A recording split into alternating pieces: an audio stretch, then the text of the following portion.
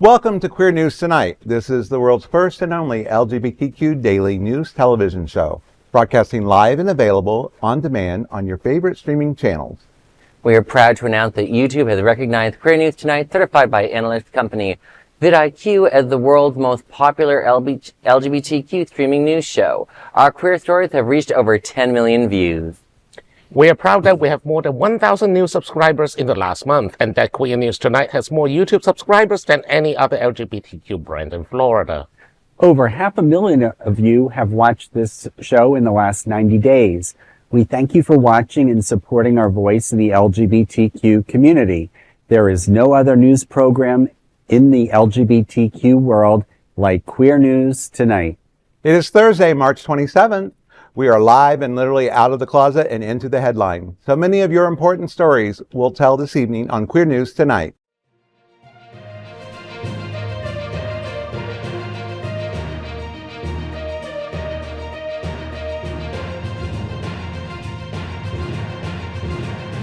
You're watching Queer News Tonight, the world's first daily LGBTQ evening news show. Welcome to the world's most important LGBTQ evening news show. Hotspots Magazine, Happening Out Television Network, is a nonprofit 501c3 media company in the same mold as PBS and NPR, but designed for the LGBTQ community.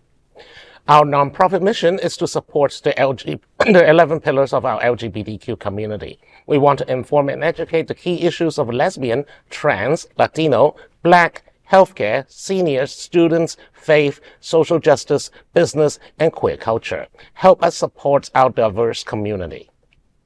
We are part of one of the largest LGBTQ nonprofit media companies in America, Hotspots Magazine and Happening Out Television Network. In 2025, our magazine is celebrating 40 years of the LGBTQ experience, and Queer News Tonight is celebrating our 5th anniversary with more than 10,000 LGBTQ television stories. We will produce the 25th anniversary of our Stonewall Pride Parade and Festival June 14th. We present Pride Fete in August and Pride Fort Lauderdale in February. Our magazine, events, talk, television news, talk, and entertainment shows support our mission to educate the LGBTQ and broader community. In 2025, more than 100 community leader anchors will host this show to support the LGBTQ community. Let's meet today's anchors on Queer News Tonight. Let's welcome anchor Alex Morash. Alex has served as editor-in-chief of Operations Magazine, media director of the National LGBTQ Task Force, and press secretary for the Florida Democratic Party. Alex, Seminole Hard Rock is hosting Pride Center Honors and Drag Brunch on June 1st. Tell me, what's happening? Sure thing, Vaughn. You know, Seminole Hard Rock Hotel and Casino in Hollywood, Florida is hosting a spectacular drag brunch on June 1st to launch Pride Month. This historical event will feature dazzling performances by top drag superstars and dancers, along with a lavish buffet and open bar. Ooh. Adding prestige to the celebration, the Pride Center Honors will recognize notable LGBTQ advocates, including The View's Anna Navarro, Nadina Smith of Equality Florida, and Our Fund Foundation. The event aims to celebrate queer culture while celebrating the Pride Center's mission. Tickets are now on sale at pridecenterflorida.org. With high-profile honorees and electrifying entertainment, this first-of-its-kind brunch promises to be an unforgettable kickoff to Pride Month. And, you know, it really does sound like a wonderful time. First off, the moment you say brunch and an open bar, you don't even need to say drag, just open bar and food. And I'm like, that sounds like a good time. Absolutely. Well, you know, I actually talked to someone today who actually gave me a quote for this. And of course, that is Michael Dina Scher, who is one of the top performers there. And the quote was, "What a perfect way to kick off Pride Month. Seminole Hard Rock Hotel and Casino is going out to create this amazing event in support of the Pride Center. This must-see event will recognize those who are fighting the fight for us, plus showcase the art of drag. Now more than ever, we need to come together, be proud, and celebrate who we are and what we contribute to the world. I'm so proud to be part of it," end quote. And also the hotel's just lovely. It is probably one of the nicest hotels in our county. The giant guitar. Yes. If anyone have actually stayed there, I stayed there once. It was wonderful. Yes. I have loved how there's been so many of our nonprofits that, the Hard Rock Casino has offered to our community as a way to do events and really bring the LGBTQ community to the non-LGBTQ community who actually enjoy going to a lot of these events as well. And I think it's a great thing that we can cross those lines. And that's the way it should be. Yeah. Absolutely. Well, that is a big LGBTQ story for today. There is no other queer nonprofit media platform like this in the entire world. Support our LGBTQ stories by subscribing and sharing. And Queer News Tonight looks forward to seeing you at Seminole Hard Rock Hotel and Casino for Grand Drag Brunch on June 1st. Let's welcome anchor Dr. Bobby Huen. A world traveler and well-versed in global affairs, Bobby provides an international perspective on current events. A PhD in conflict resolution, Bobby is a certified civil and family mediator and the founder of BH Conflict Resolution Services. Bobby, Yes Institute hosts Powerful Communication for Well-Being on April 26th. Tell me, what's happening?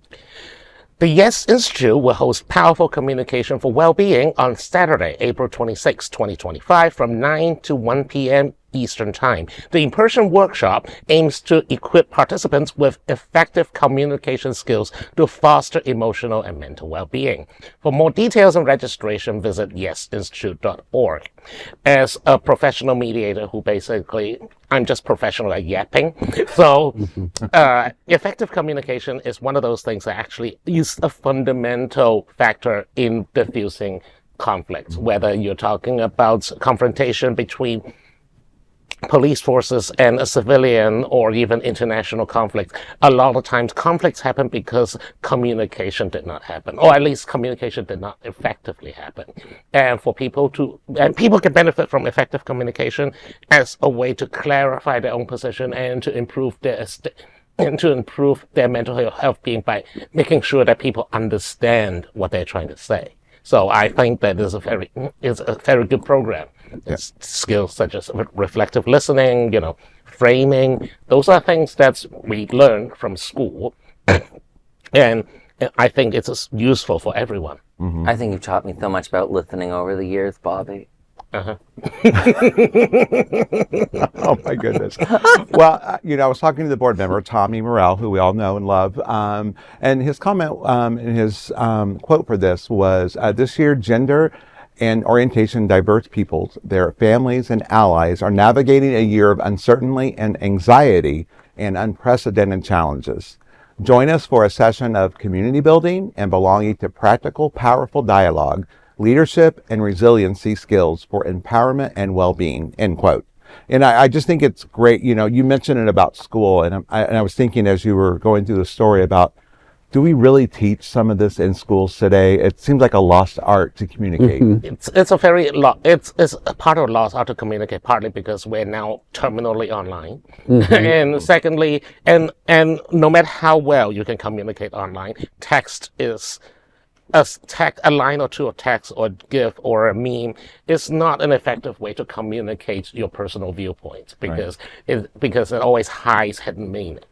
But and also you simply not in-person communication, basically you'd miss out on any kind of emotional cues, any kind of micro expressions, and all those things that are important to make communications effective. But more importantly, yes, our community is heavily under attack, and for us, better communication skill will show the other side, or at least the people who terrorize us, that you're not going to stop us. You're not going to. The changes in the way we communicate, I think, is hard for schools to keep up with. Exactly. But if it's anything to make people feel better about young people and their writing and communication skills, I remember there was a book, I can't remember the name of the book, about education and writing, and they were talking about, they started off with this president of Harvard talking about how terrible students were at learning how to read, and they're like, oh, and this president said it in 1910.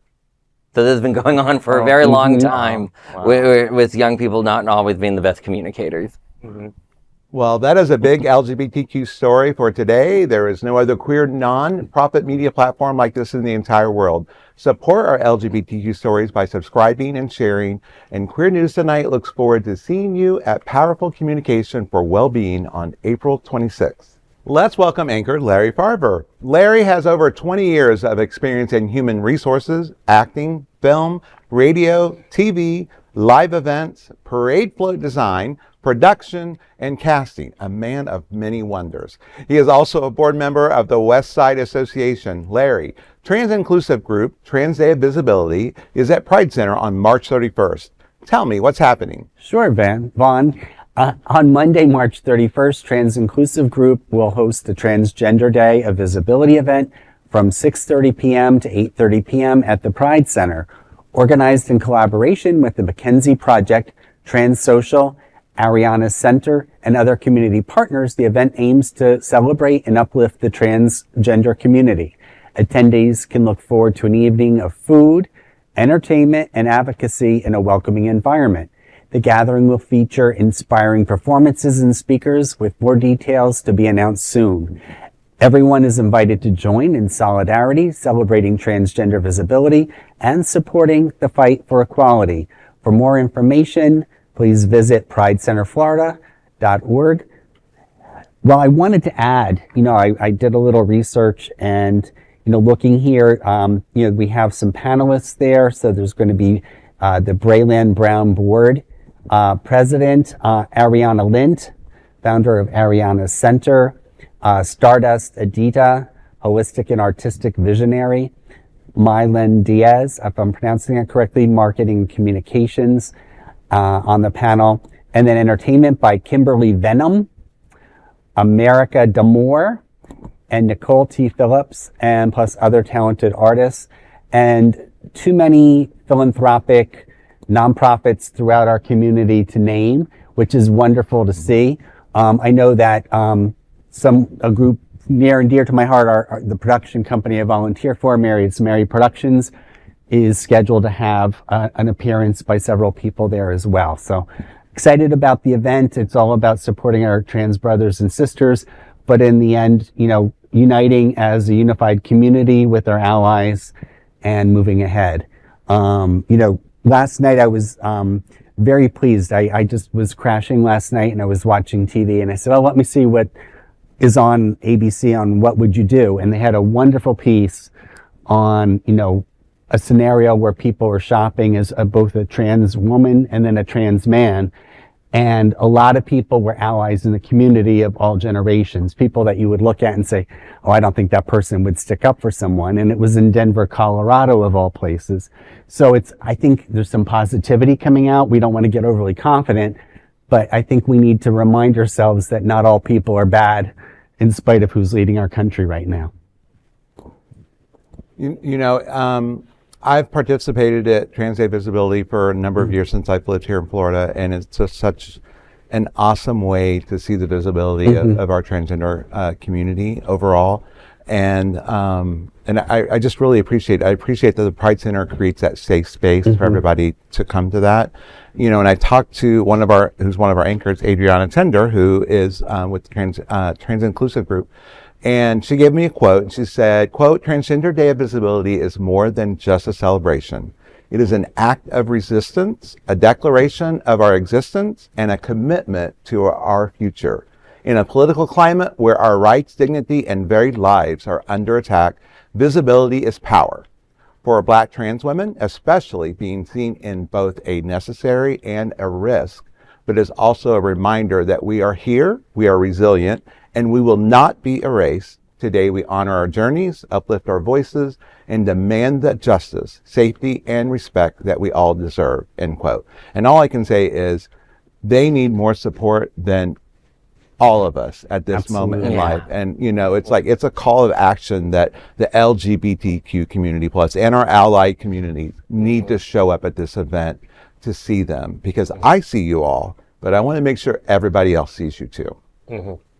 No, it's right now. We are literally seeing the erasure right in front of us via executive order simply edicts at this point. They're not even executive orders anymore. They're just like, I know. Yeah. And with one of his allies, basically one of the most anti-trans people on the planet at the moment. We need to make sure that billions of dollars will not erase these voices. Right. Well, that is a big LGBTQ story for today. There is no other queer nonprofit media platform like this in the entire world. Support our LGBTQ stories by subscribing and sharing. And Queer News Tonight looks forward to seeing you at the Pride Center on March 31st for the trans-inclusive group Trans Day of Visibility. And of course, let's welcome tonight's lead anchor, Vaughn Biggs. He is a community outreach coordinator at Holy Cross Health, a vice chair of the Ryan White Part A Planning Council, and founding member of the Trans Ed. Vaughn, Eddy, Balzola, and Oriente will perform at Pride Center on April 26th. Tell me what's happening, Vaughn. That's right. So the acclaimed Cuban guitarist Eddy Balzola and his world fusion band Oriente will perform at the Pride Center at Equality Park on April 26th. The concert, part of the Jammin' at the Center initiative, runs from 7 to 9 p.m. with doors opening at 6:45 p.m. Balzola, born in Guanabacoa, Cuba, debuted Oriente in New Orleans in the mid-1990s, captivating audiences with his Latin jazz fusion infused with Afro-Cuban, Caribbean, and Brazilian rhythms. The band has performed at international festivals and shared stages with icons like Celia Cruz, Chaka Khan, and Arturo Sandoval. Joining Balzola are percussionist Yoel Del Sol and bassist Rusty Huck, delivering an electrifying blend of Cuban classics, swing, and blues. Tickets cost $25, including 2 free beverages and parking. Jammin' at the Center is funded by the Our Fund Foundation, supporting LGBTQ initiatives in South Florida. For details, visit pridecenterflorida.org. You know, I just love where else can you go for $25? And just listening to all that music that's happening, it's already got me in the mood. Let's go out and dance. Oh, you know, absolutely. it's like, this has got to be, it's going to be a great event. I mean, too bad he's not bringing Chaka Khan with him. But I mean, I know now I'm dating myself, but still, it's such a great event to go to. And I just love that we continue to see things like this in our community, you know, come out and for us to see the entertainment. With that, I talked to my friend, our fund CEO and president, David Jobin. Obviously, they're one of the sponsors for this. And his quote was, aside from the entertainment value that the world-class acts Jammin' at the Center attracts, the Our Fund Foundation is also proud to be a sponsor for the past 3 years because the series introduces the campus and the good works of the Pride Center at Equality Park to new constituencies. It is always a fun time, end quote. So it's awesome. I just think it's a great way, again, that we just continue to show the diversity. And we're offering a lot of different cultural experiences within Wilton Manors, and it's a great thing. And it's really a wonderful Pride Center that they've been able to build and share with everyone. Right. When I first moved to Wilton, or when I first moved to South Florida, it was just like a couple of buildings. Now there's residences, there's a giant courtyard, there's programs after program after program. It's a quality park now. Yeah. It's a park, right? Yeah. and it's a nice, it's really a nice focal point within the arts district of Wilton Manors. You go down Dixie Highway, you have the Pride Center, you have a lot of the gallery openings on regular basis now. So it's an exciting place and time to be. Yep. It is. And that is a big LGBTQ story for today. There is no other queer nonprofit media platform like this in the entire world. Support our LGBTQ stories by subscribing and sharing Queer News Tonight, which looks forward to seeing you at Pride Center on April 26th for Eddy Balzola and Oriente's performance. Now let's dive deep into this big LGBTQ story for today. I'm Vaughn Biggs, and let's queer up South Florida and Florida. Is Florida shifting on LGBTQ policies? After years of devastating policy losses for queer Floridians, there are signs the political tide in the Sunshine State may be turning. At a press conference Wednesday, Equality Florida leaders and the lawmakers struck a hopeful tone after 2 controversial bills stalled in the Florida Senate. The proposed measures would have restricted preferred pronoun use for LGBTQ employees and rolled back diversity considerations in state contracts. But after an overwhelming number of public comments against them, the bills were tabled. Though Republican Senate leaders say the bills could be revived later, advocates see their temporary defeat as a victory and a sign of shifting priorities in Tallahassee. For years, Republican lawmakers, led by Governor Ron DeSantis, pushed anti-LGBTQ policies restricting transgender rights, diversity programs, and gender markers on IDs. But with DeSantis' failed presidential campaign and growing fatigue over culture wars, some activists believe momentum is shifting. Some queer activists also sensing a change in attitudes at Florida's Capitol. Angelique Godwin, director of the Transgender Equality Florida, noted that for the first time in years, she felt a sense of normalcy in the building. For now, queer Floridians will remain vigilant, but after years of setbacks, the moment offers a rare glimpse of hope in a state that has often felt hostile to the LGBTQ plus rights. You know, it's very interesting. Our voices do matter in the community. And I think part of this shows that because there were so many people that proposed opposition to this. And, you know, we got to stand for them. We've got to keep up with local and national policies affecting LGBTQ rights.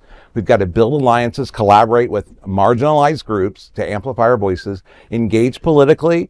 We've got to vote, obviously, support LGBTQ plus friendly candidates, and participate in advocacy efforts. We've got to educate, raise awareness about LGBTQ issues through the workshops, social media, community events. We've got to support each other. And that's creating safe spaces to where it may not be something that you're interested in, but you're showing support by aligning yourself with them. Right now, Tallahassee have bigger fishes to fry. First of all, now that they've scared away every undocumented worker in the country, business leaders are pissed, and business leaders need labor, and therefore they are now discussing essentially eliminating child labor laws so that 14-year-old can work overnight shifts before going to school. And second, Ron DeSantis and his cultural warrior thing is no longer viable after he flunks out of the presidential race. He is probably not viable for 2028 because, you know, the king is probably going to run again or try to seek a third term for however means necessary. And secondly, Tallahassee, the legislature part of the Tallahassee is tired of it. You know, it finally got them nowhere except just basically crashed the reputation of the states into the bunker, you know, eliminated their universities are now cratering in national reputation and funding, and, you know, there's no upside to it anymore for cultural war, and that's why they abandoned it. Not that they give a crap about us. It's just that it's no longer politically viable. But I did see an upside in this. Well, one, like as our video showed you, we may have seen two very important Democrats were on that. You had Senator Carlos Guillaume Smith on one side and his pal, Representative Anna Eskamani. Both of them were also quoted in a piece by The Advocate on this very issue. And those two, when I see them together in something, I know something good is happening. To see the two of them cheering on everything that they've been doing to keep this from happening. You know, Carlos, I've known Carlos for years. He has been an amazing senator.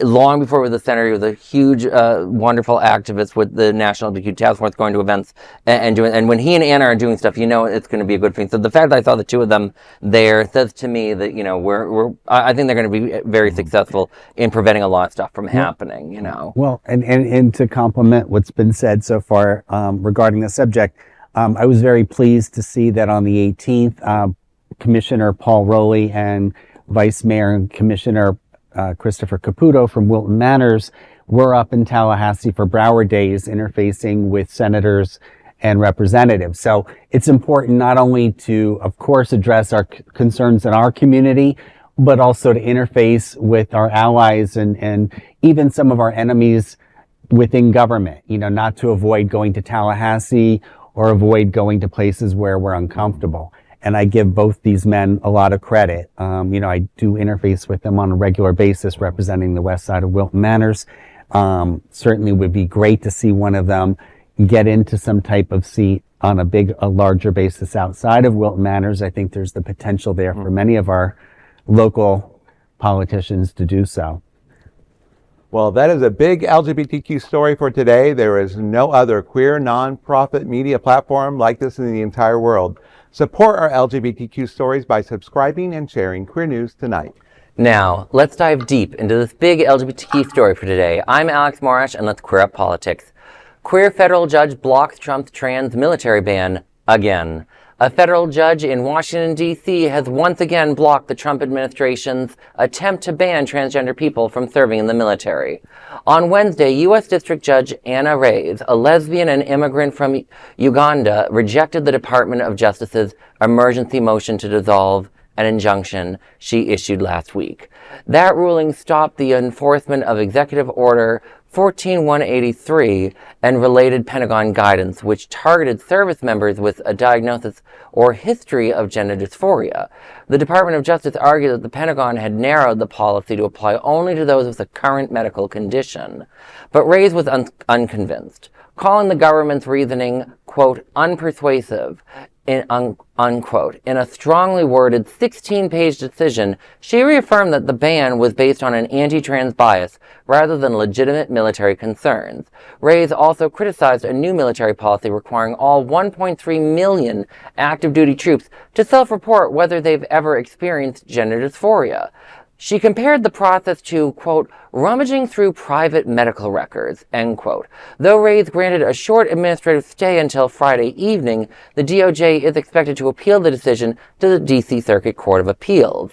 In her ruling, Reyes expressed gratitude to transgender service members, writing, quote, the court again thanks them all, end quote. House Speaker Mike Johnson and the Trump administration have suggested the defunding and closing of select federal court circuits as a result of the ruling. You know, this is one of those things where it's great to see some people left in the judiciary that actually consider the rule of law to be worth something. But the thing that's really scary about this is, you know, yeah, I do think they're probably going to try and dismantle the judicial system. It's clearly what they're going to do. The Atlantic, who I don't always talk about in a positive light at the magazine, they did a great piece about a book of a former German expat from Nazi Germany about the dual state, about how it is common for these sorts of fascists to slowly dismantle the rule of law for most people, but leave it intact for businesses and their friends. And I'm seeing what my worry here is this judge's ruling will be dismantled through the dismantling of the circuit court. I just want to point out a little correction. You said that Judge Reyes is from Uganda. No, she is from Uruguay. Sorry, it's a very different country and very different continent. But also, I mean, look, Trump has already tweeted truth or whatever the hell he's doing about, you know, the D.C. court and the New York courts are always mean to me. By that, he just means that he keeps losing all the motions. And also, given SCOTUS has already ruled that anti-trans discrimination is prohibited under Title VII, there's no way that even if DOJ petition all the way to SCOTUS probably go it. I mean, it's a Gorsuch ruling. He is alive, he is on the court, the ruling is new, and no amount of whining from Alito and Thomas is going to reverse that. Well, that is a big LGBTQ story for today. There is no other queer, non-profit media platform like this in the entire world. Support our LGBTQ stories by subscribing and sharing Queer News Tonight. Now let's dive deep into this big LGBTQ story for today. I'm Dr. Bobby Huen, and let's queer up entertainment. Netflix's The Residence features a gay president and first gentleman. Netflix's new series, The Residence, brings history to streaming screens. Introducing America's first gay president, at least in fiction. The show follows Detective Cordelia Cupp, played by Uzo Aduba, as she unravels a murder mystery in the White House. Among the suspects, President Perry Morgan and his husband, first gentleman Elliot Morgan. Actors Paul Fitzgerald and Barrett Fowler, who played the presidential couple, recently spoke about the show's significance for the queer community. Their roles take on extra weight under the current administration, where queer rights are under attack. Fitzgerald emphasized the power of representation, quote, TV plays a really important role in helping people see a future that they might not have otherwise seen. If Barrett and I representing this can enlarge the culture of imagination by seeing it mirrored in real life, it will be the proudest moment of my entire career, end quote. The Residence is now streaming on Netflix. Well, TV show has often predicted the future. Simpsons hasn't been wrong yet, I hope. And hey, West Wing predicted Matthew Santos is a substitute for Barack Obama. And hopefully this one means that, you know, we're going to welcome President Buttigieg and First Gentleman Chaston. I will say, I think Pete Buttigieg is a far more serious presidential candidate than people realize. And I'm a big old lefty. You wouldn't think I would be saying that, but he is a really strong candidate in every sense of the word. I will say, hearing you discuss this particular show, I saw it on Netflix, like the little bio. Yeah. It did impress me. You made me want to watch it more than Netflix has tried to sell it to me so far. So that's something good for it. And also, just shout out to queer representation for media and culture. Well, yes, and it's great to see that our our entertainment and cultural resources out there are not backing off. And that's a lot to be said. And luckily, our community is infused throughout the creative communities, whether it's television, film, radio, here at Queer News Tonight. I think that it's going to empower us. We just need to support our strength also in politics. Talking about Pete Buttigieg, I just have to say he is one of the most dynamic speakers, and he can talk somebody down on Fox News and chew them up for breakfast. So I think he would be a great presidential candidate. Do you know what I say to him on TikTok whenever he's talking seriously and he's like, I don't like to talk too frequently. And I always respond like, oh dear, you could just read the phone book on here and I'll watch. All I can say is, wait, where's the spray bottle for like a thirst? So you kind of took my thunder, because I was like, when you were reading because I was like you, I saw over the weekend when I was flipping through Netflix, I'm like, I don't know. Right. If it's I didn't even read the bio because it didn't interest me enough. And now that we're here at the story, I'm like, I'm putting it on my list. Yes. A queer power couple, I'm ready. Right. The irony is that I do not have Netflix. Well, I think it's good for us to see the potential of our community and where we can go. Right. To have somebody who was, I believe, the first gay presidential candidate, as Buttigieg was, and while this is fantasy and not reality, to have role models that we can aspire to be, or maybe we've already achieved, and that's what we need. We're not the villains of yesterday, the crazed murderers, serial killers, that kind of thing. Well, that is a big LGBTQ story for today. There is no other queer non-profit media platform like this in the entire world. Support our LGBTQ stories by subscribing and sharing Queer News Tonight. Now let's dive deep into this big LGBTQ story for today. I'm Larry Farver, and let's queer up the USA View. Anti-LGBTQ Kentucky board member flees after LGBTQ backlash. A Kentucky school board meeting turned tense this week when community members confronted board member Donald Yarber over his anti-LGBTQ Facebook posts. Yarber, who has served in the Union County Public Schools Board since 2021, wrote in a now deleted post, quote, "Keep letting those queers influence the minds of your children. They won't have any sickness except AIDS, mental instability, suicidal thoughts, jobs, wealth, self-respect, or righteousness," end quote. Outraged parents, teachers, and residents packed the meeting, where dance teacher Mark Lamb delivered a powerful rebuke. As tensions rose, Yarber abruptly stood up and left, with parents calling after him. The school board later distanced itself from Yarber's remarks, stating, quote, "The views expressed on personal social media accounts by staff or board members are not representative of our official values or our positions of the school district or board of education," end quote. UCPS also made it clear that it does not have the legal authority to regulate staff's actions, and as an elected official, Yarber cannot be removed by the district. In an unsurprising move, the next day, Yarber went to social media platform posting, quote, "Once again, the gay community has been allowed to say it's okay to be gay, and I have not been allowed to say, no, it's not." Well, I'm glad that the people stood up, put him in his place, and he'll eventually die off and disappear. Yeah. Go ahead. No, go ahead. No. But it's just scary to think that there are people who are in elected positions representing education, and while our Department of Education is possibly at risk of being dismantled by our standing president of the United States, that there are some people who have reason in this world, and that they're fighting the fight.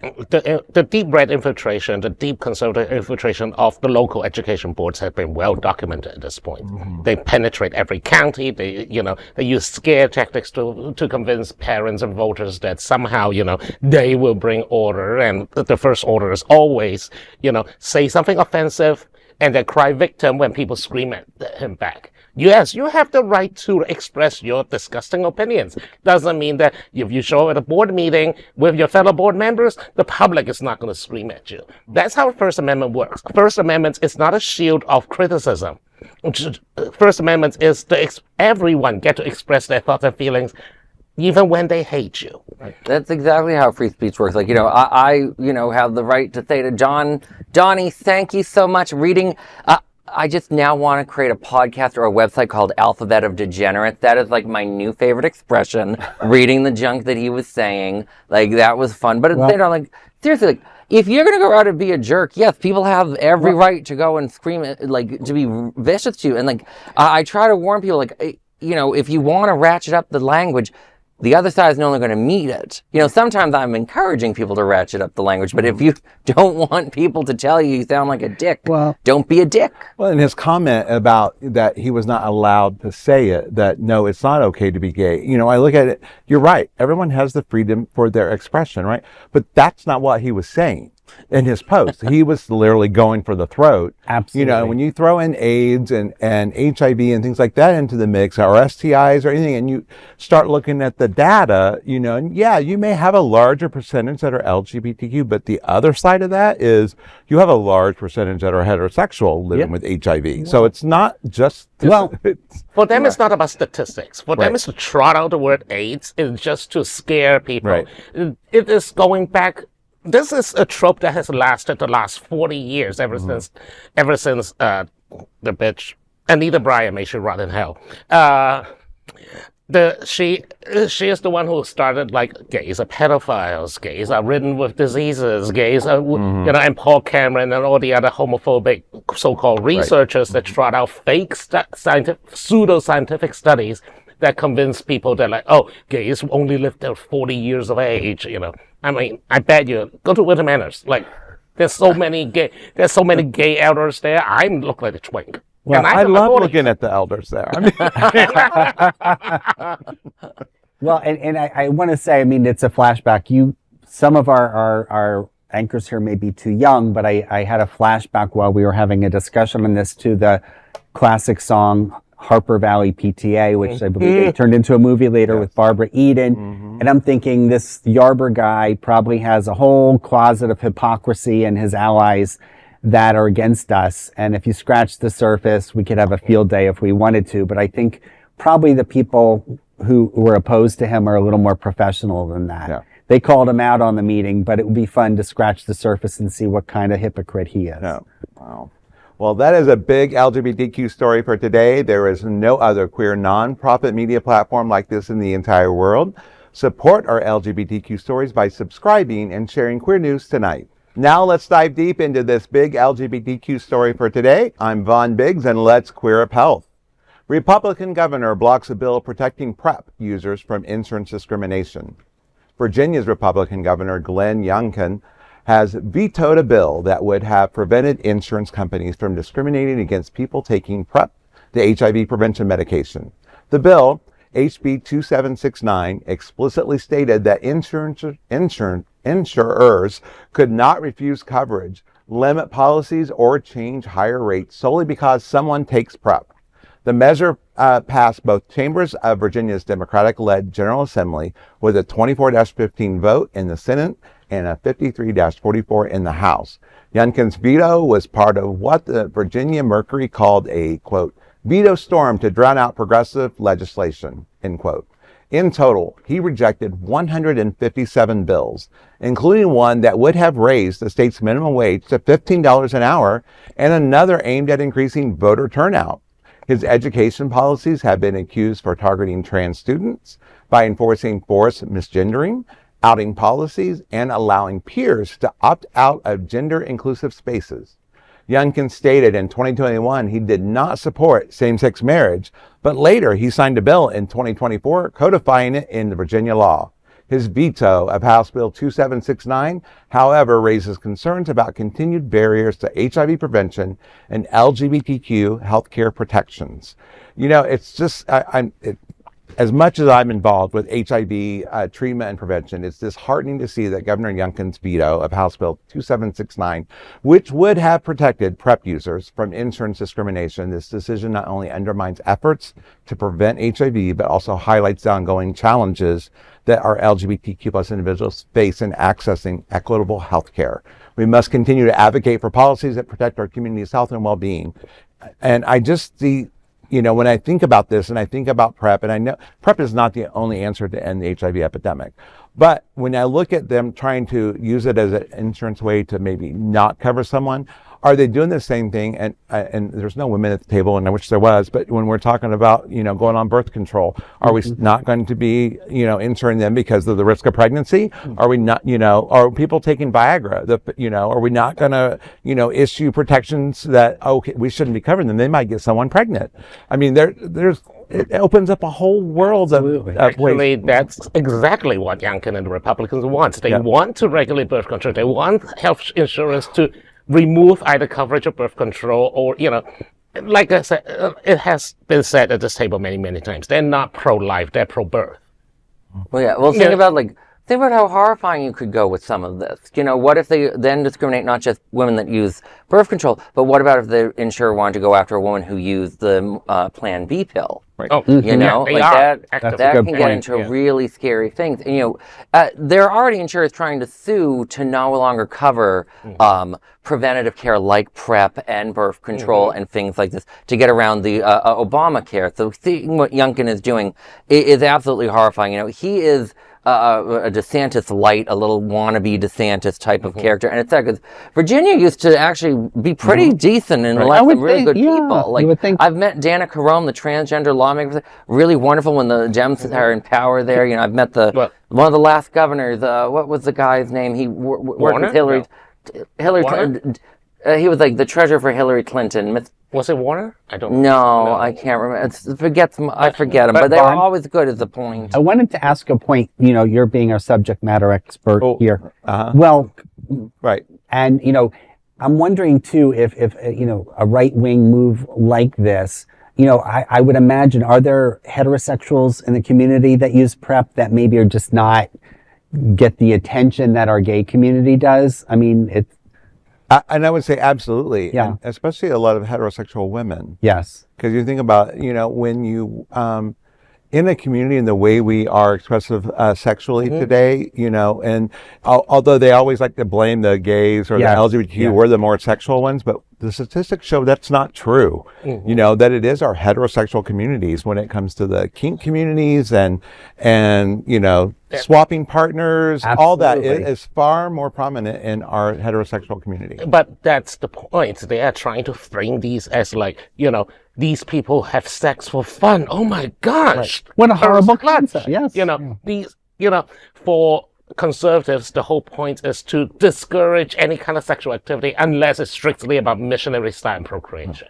Well, and actually, I want to ask you, since you're the national politics expert, allegedly. Well, anyway, how likely are these bills can overturn or veto by a vote in the legislature?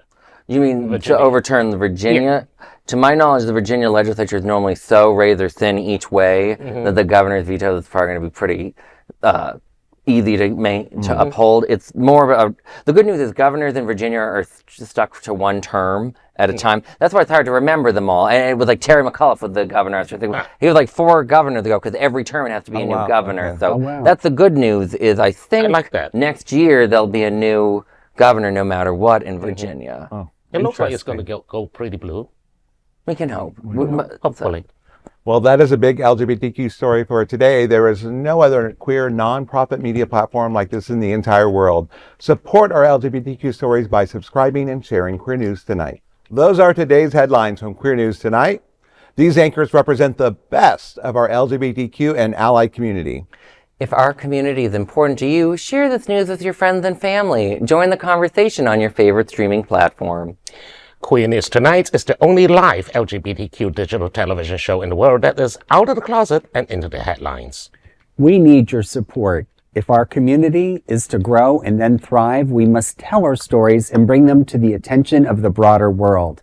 This is the only place in the world that tells these types of LGBTQ stories in motion and sound. That is the passion of Hotspots Magazine, Happening Out Television Network, and Queer News Tonight. I'm your anchor, Vaughn Biggs, and on behalf of these LGBTQ reporters, the anchors of Queer News Tonight, including Alex Morash, Dr. Bobby Huen, and Larry Farver, we will see you daily at 8 p.m. to our LGBTQ world. We hope you will join us in embracing love, generosity, bravery, be transformative, and queer. Good night. Good night.